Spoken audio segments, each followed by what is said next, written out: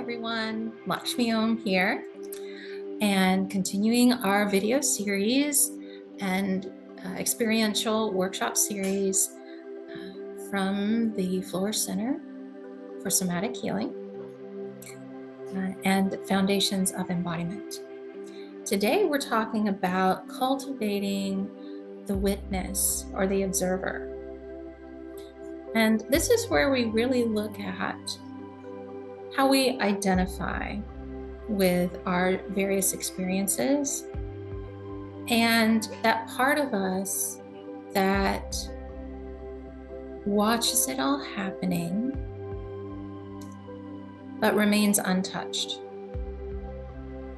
right? So in yogic traditions, whereas I first learned about the witness, it is called witness consciousness, and or self is another way to think of it.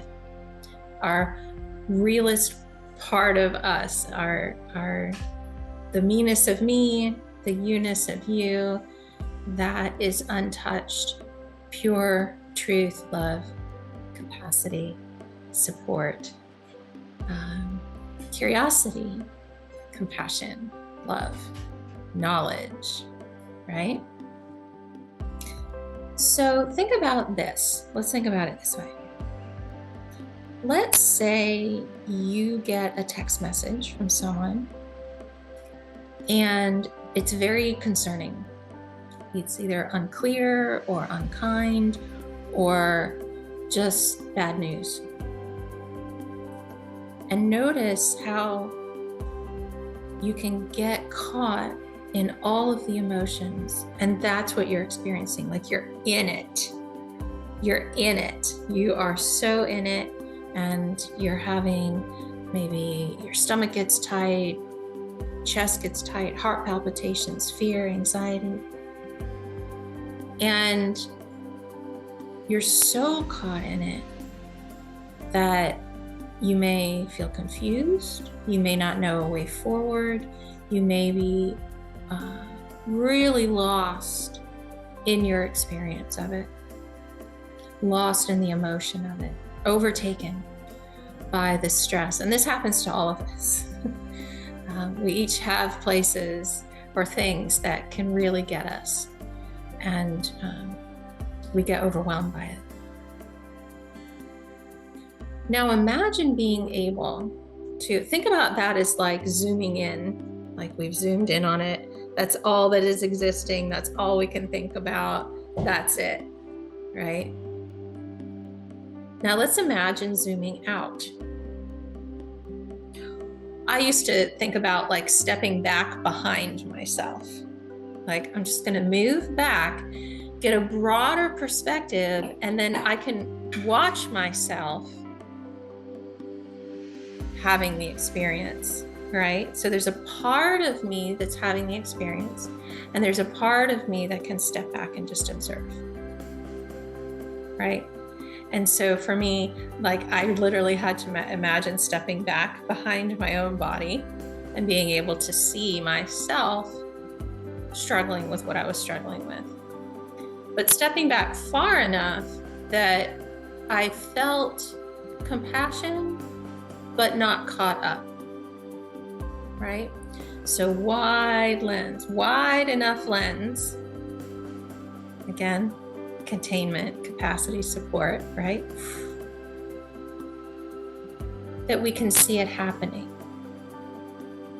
And that witness and observer also connects us into our wisdom and knowledge and experience, right? It's like that old wise friend that you can always go to that can say, I see what's happening here, right? Like a wise teacher. Well, that's within us. We have that witness, right? But it requires us slowing down, pausing for a moment, recognizing that we're caught up. That's where the practice of just pausing and checking in randomly throughout your day is really important.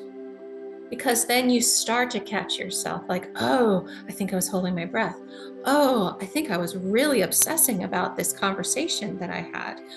Oh, now I see I'm really worried about this upcoming meeting. Oh my goodness, I had gotten so concentrated on this, I realized now I forgot about this.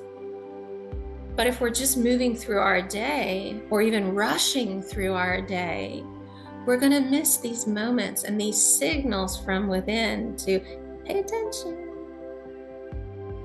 Let's do something about this. Take a breath, slow down. So right now, let's return, remember our chair exercise. So sit back in your chair. Feel the chair supporting you. Notice if you can sink into the chair 1 or 2% more.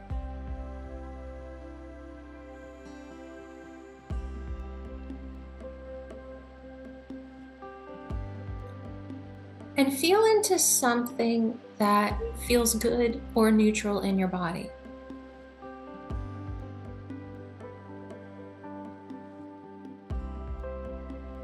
So right now my hands feel really nice. They're warm. I can feel energy in them. They feel soft. I like how they feel in my lap. So to whatever percentage you can, feel into something good or at least neutral in your body.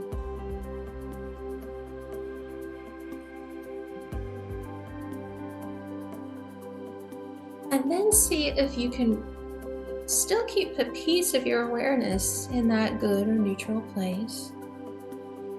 But then widen your awareness into, I can see myself noticing what feels good. So it's not just about the good feeling, it's that you can observe yourself doing it. So if we are just in the hands, that's a narrower perspective. But if we step back, we lean back in the chair, so I can be with my hands, and I can be with myself having the experience of my hands. Right? Being in and this definitely takes practice. It takes a lot of practice because especially if we have a habit of really focusing in on things, right? So it's pausing, noticing you're doing it. Maybe try relaxing the body. Maybe try taking a few breaths. Maybe try looking around the room, making a bigger container, right? Feeling into the walls, looking out a window, right? Having more of an experience of space enables you to widen your perspective and start to observe what's happening. Now, the essence of the witness and the observer is non-judgment, no force, no pushing or pulling. It's the ability to be with something without trying to change it. And that takes practice. And again, metaphors. Imagine the person you know in your life at any given time who has your back, and what it's like to just have them there with you.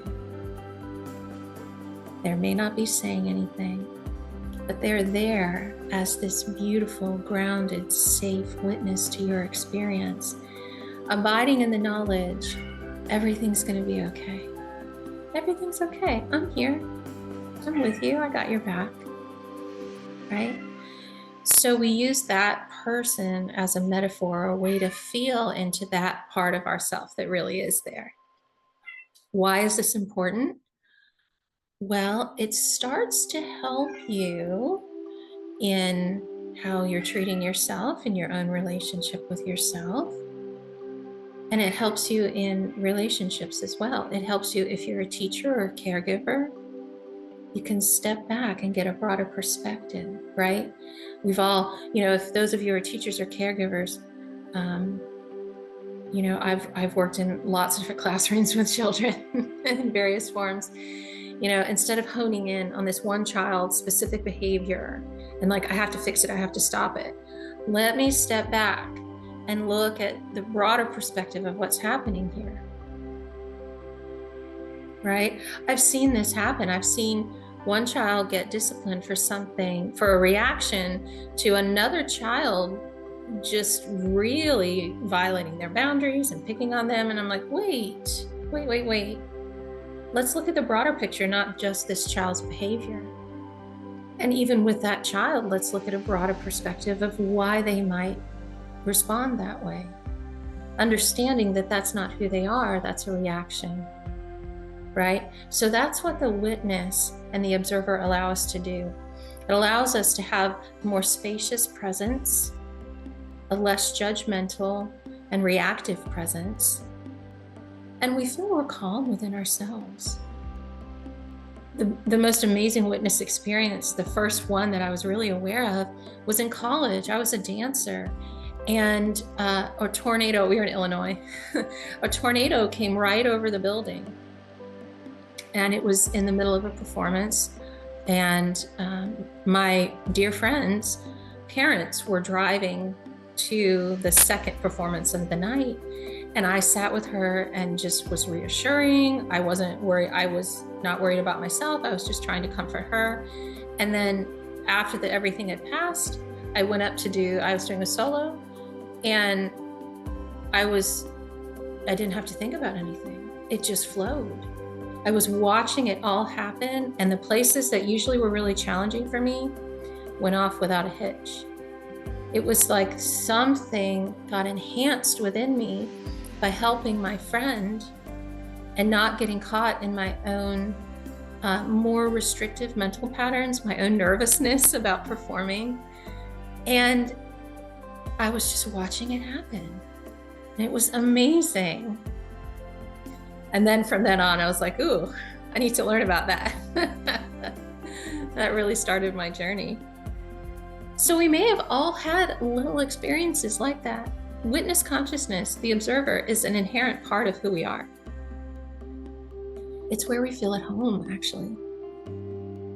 We're like, oh, we're connected into our own deep knowledge, our own spiritual knowledge, if you look at things that way. Something greater than ourselves. So practice again, noticing if you're honing down on something. Can you widen your awareness out? What am I observing? Slow down. Look around. Name what's happening.